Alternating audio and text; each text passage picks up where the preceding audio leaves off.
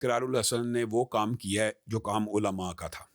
اس خاص نقطے کے اوپر ہوتا یہ ہے کئی مرتبہ انسان کسی کی بہت زیادہ تائید کر دے تو بعد میں وہ کچھ ایسے عمل کر جاتا ہے تو بعد میں لوگ اس کو پن پوائنٹ کرتے ہیں کہ یار آپ نے بھی تائید کی تھی. میں کہتا ہوں وہ بعد میں پن پوائنٹ کریں یا نہ کریں, یہ عمل اقرار الحسن کا قابل تحسین ہے اور ہم اس کو خراج تحسین پیش کرتے ہیں, بلکہ سلوٹ پیش کرتے ہیں کہ جو اس نے جعلی عاملوں کے خلاف ایک میدان کھولا. لیکن ایک بات اور بھی کہنا چاہتا ہوں اقرار صاحب کو بھی اور ساری آڈینس کو کہ جو پکڑا جاتا ہے وہی جعلی ہوتا ہے, باقی سب اصلی ہوتے ہیں. ابھی آپ نے کہا ہر گلی کی نکر پہ کیسا شعبدے باز بیٹھا ہوا ہے, اور آپ کو پتہ ہے اس بندے کے خلاف آج سے 2 سال پہلے بھی میں نے کمپین کی جب اس نے جوتی سنگا کے لوگوں کے جن نکالنے کا دعویٰ کیا کہ ولی اللہ کی جوتی سے لوگ باعث ہے, اور اس کے خلاف میں نے تب بھی کمپین کی جب اس نے یہ دعویٰ کیا, انٹرویو میں دعویٰ کیا کہ میں سوتا نہیں ہوں.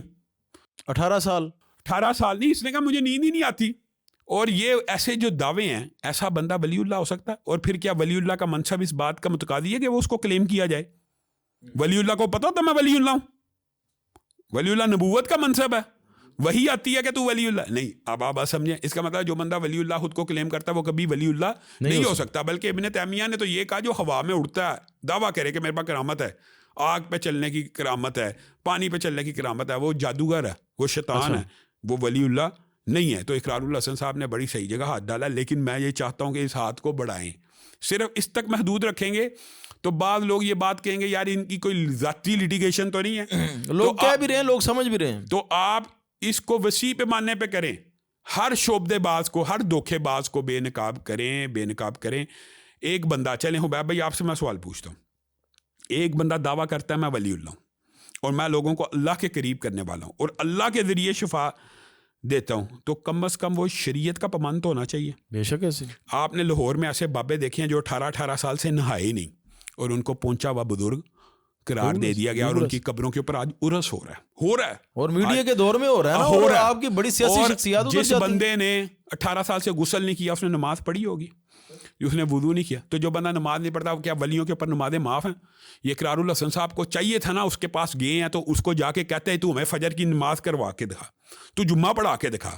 میں یہ دعوے سے کہتا ہوں وہ قرآن پاک کے ایک صفحے کا ترجمہ نہیں کر سکتا. دین اور شریعت تو عربی زبان میں نازل ہوئی ہے.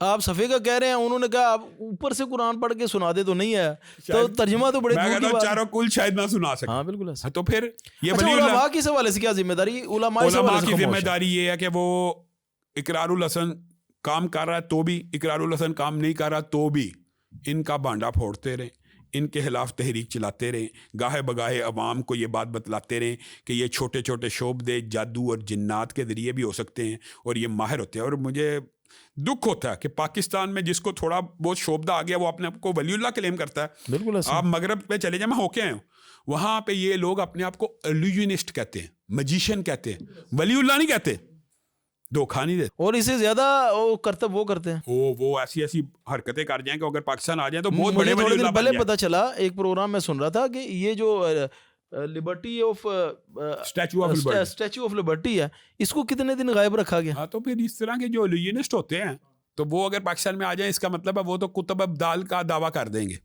تو پھر یہ تو سوچنا چاہیے, عوام کو سوچنا چاہیے.